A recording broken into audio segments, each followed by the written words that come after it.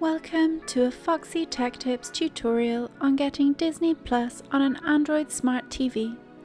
If you find this tutorial helpful, please consider subscribing to my channel and liking the video.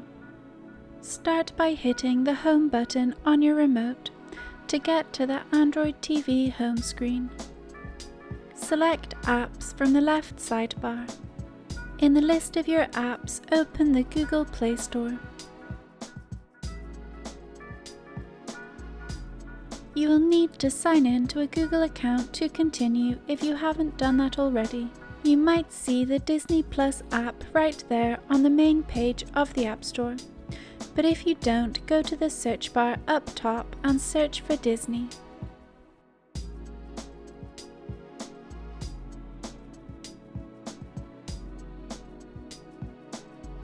Click Install.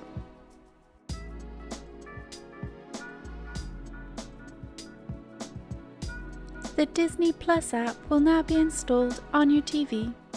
You will be able to access it from your list of apps on the app page. You can add it to your list of favorite apps by holding down on the app and then selecting Add to Favorites on the pop-up.